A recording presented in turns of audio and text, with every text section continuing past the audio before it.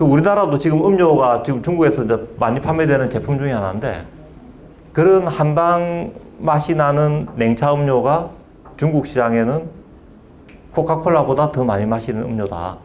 그래서 우리나라 대기업이나 중소기업 분들도 그런 걸 좀 벤치마킹해서 중국 사람들 그 입맛에 딱 맞는. 중국 사람들이 한국 인삼하면은 대표적인 그 우리는 오인식이라고 이야기를 하는데, 그 인식 중에 하나가 뭐냐면 승열작용이라고 그럽니다. 몸에서 열이 난다. 는 거는 중국 사람들은 좀 안 좋게 생각해요. 그러니까 이 몸에서 열이 나는 거는 병을 가져올 수 있다고 생각을 하고 있거든요. 그러니까 몸이 허약해져 가지고 냉기가 오는 어르신들한테 인삼을 선물하는 겁니다. 근데 미국이나 화기삼 이런 것들은 열을 가라앉힌다고 중국 사람들은 믿고 있거든요. 그러니까 화기삼 소비가 많아요, 지금. 근데 냉차 음료지 않습니까? 그러니까 중국에 호코 샤브샤브들이 많지 않습니까? 그쪽을 위주로 해가 처음에 많이 발달됐거든요, 냉차 음료가. 근데 지금은 중국 전역에 지금 판매가 많이 되고 있는데, 하여튼 최근에 급성장을 한 업체인데 코카콜라만큼 보다 많이 팔리는 음료로 성장을 했기 때문에 그런 음료 시장도 우리가 눈여겨봐야 될 그런 시장입니다.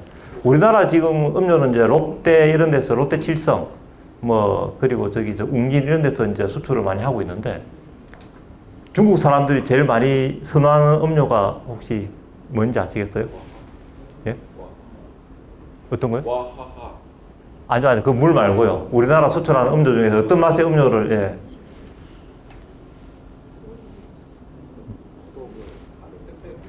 망고 음료더라고요, 망고 음료.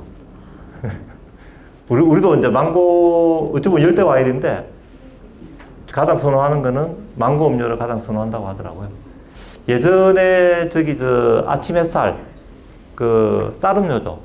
쌀음료가 한때는 복건성 이쪽에서 판매가 굉장히 많이 된 적이 있습니다. 지금은 좀 주춤한데. 하여튼 음료도 중국 시장에서 저희가 이제 판매가 많은 제품 중에 한 3,700만 불 정도 수출될 정도로 음료도 많이 판매를 하고 있습니다. 이 서남 지역입니다. 이 쿤밍을 비롯한 광시 장쪽 자치주 있는데 이쪽 지역이죠.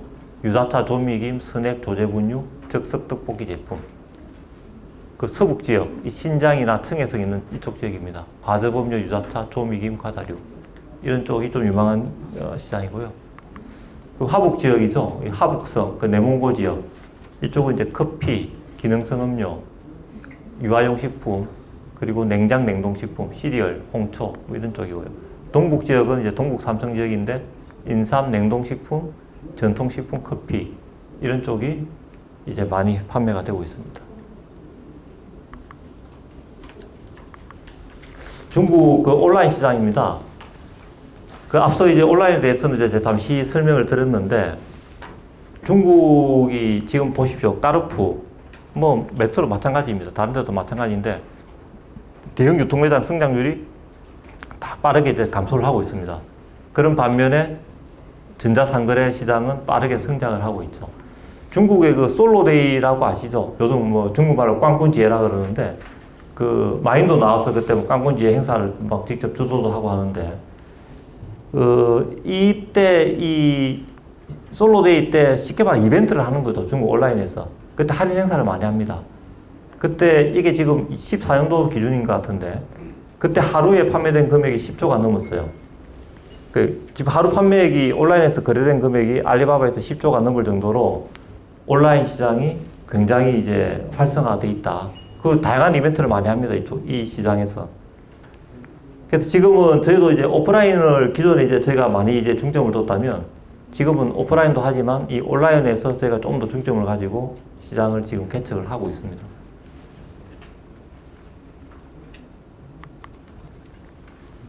지금 보십시오. 온라인 시장의 성장률을 보시면 2009년에서 15년간 연평균 54%를 계속 성장을 해왔습니다. 연평균 54%면 굉장한 거죠.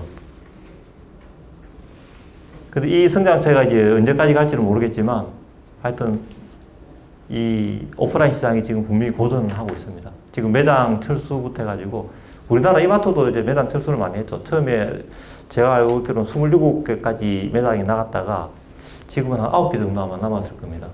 그리고 롯데마트도 이제 중국에서 매장은 100개 이상 가지고 있어요. 그런 매장은 자기들이 직접 지은 게 아니고 기존 매장을 인수를 해가지고 이제 확장을 했는데, 롯데도 아마 좀 고전을 좀 하고 있다. 이렇게 저희가 알고 있고요.